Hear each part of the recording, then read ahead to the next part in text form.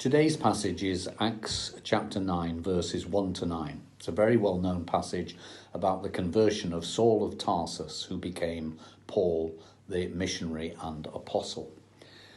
I think the one point that really sticks out in this passage is God's amazing choice of people. Paul was a long way from God. It says in the first verse that Paul was still breathing out murderous threats against the Lord's disciples.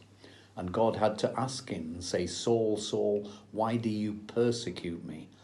Paul was such a long way from God, so much in opposition to God. God's choice of people is amazing. I think when we think about ourselves, we might not have had the same dramatic conversion of Paul, but many of us could look back on our lives and think, why on earth did God choose us? I remember at one point much preferring to play football on a Sunday and wanting absolutely nothing to do with God.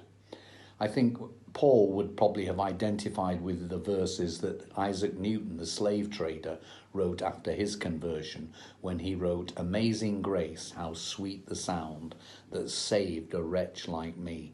I once was lost, but now am found, was blind, but now I see."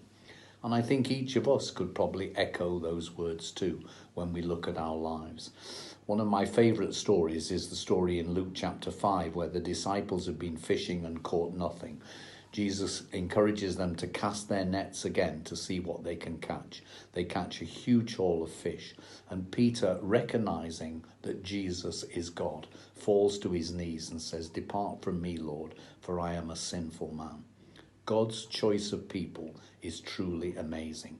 John 15 verse 16 says, "You did not choose me, but I chose you." I absolutely love the verse in the Message version that just precedes it, when it simply says, "I have named you friends." So go into today remembering that you are a friend of God, chosen by him, and however amazing that choice is, it's a choice that God made. Amen.